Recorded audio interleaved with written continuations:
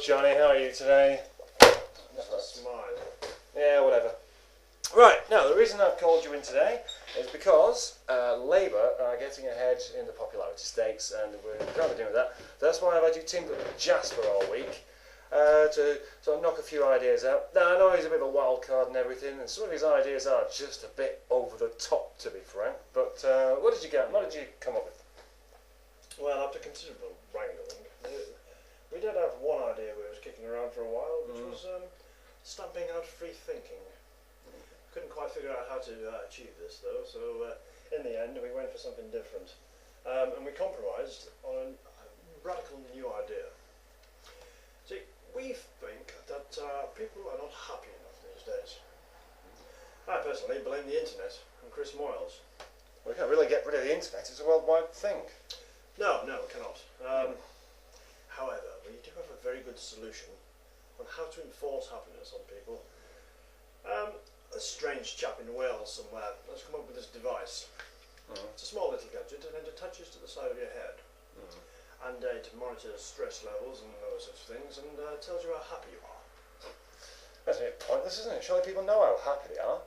Yes, it is rather, but with a little bit of adaptation, I think we can make real use out of this. If we fit a transmitter to it, then we can find out how happy they are.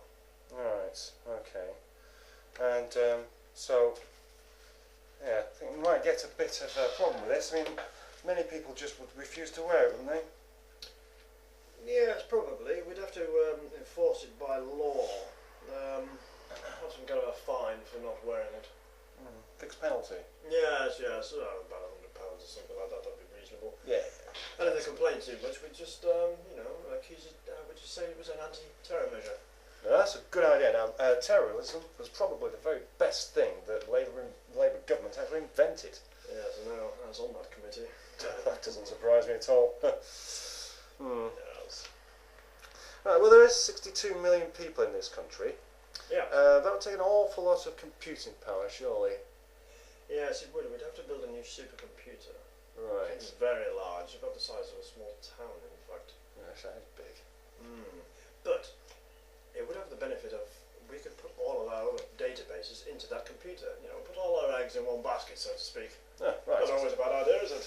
Right, I see. Yes. Where would we put such a computer? Well, we've had a look around, and Reading's up for sale at the moment. Oh. Yes. We thought we'd buy that, move everybody to Slough, knock it down, and build it there. Oh. We'd have to be very quick though, because Tesco's have put it in the bid. Oh, Tesco again, yes. Yes, they recently bought up Milton Keynes, didn't they, and rebranded it Tesco Kings. Yes. They do amaze me, you know. I really don't know how they manage to get around all these monopoly laws. They just seem to find all these constant loopholes to find out, you know, so they can do what the bloody hell they want. Yes, they do rather, do they? You know, should we get into power, we really should do something about them. They're getting a bit too big for their boots, Tesco. Yes, you know, they're going to get taken over if we're not careful. That's enough about Tesco's. I've got shares with them. Now then.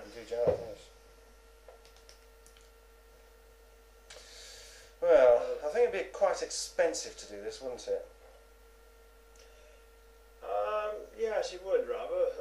The initial setup cost would be horrendous. However, the whole scheme is a revenue increasing activity anyway, because, well, here's thinking, you know, people these days, some people are very, very happy and some people are very miserable. God, what the hell is that? I didn't know this cat was still here. Go away, please. Yes, so how could we possibly make money out of that then? Well, as I was saying, the more people are happy and the happier they are, the more they should be paying for it. After all, we made them happy in the first place with our initiative, so we propose happiness tax. And this device would then tell us how much tax they owe. And the more happy they are, the more tax they pay. Well, like on a sliding scale of happiness. Yeah, exactly, yes. Yes, yeah, that sounds interesting. And one thing though, of course, surely some people would deliberately make themselves feel very miserable in order to get out of paying us some money. Yes, we had thought about that.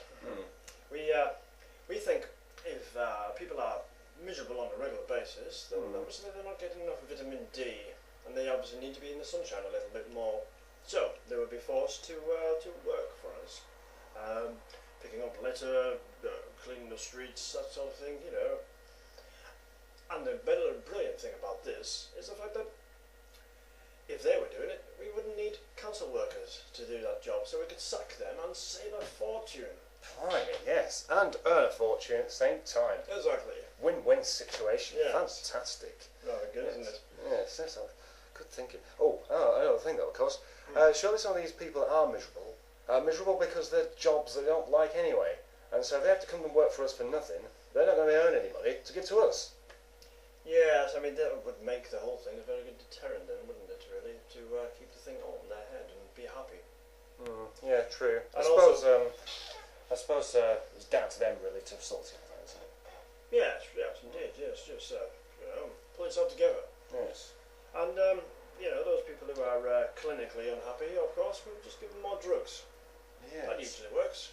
Oh yes, thank you very much for the tip-off on the drugs shares. They're turning out very well. Looks like they're going to turn out even better, eh? Yes, doesn't it? Yes. Yes, very good. Oh, well, that's you've had a good week with this then. Well, thank you very much for coming in. I'm sure that's it, yes? Yes, that's Right, about it. okay. Oh, one more thing. The interview you was in the other day with Paxman, it went very well, I thought, and the only one problem is you had the wrong colour pen in your pocket. Good day. Okay, good day.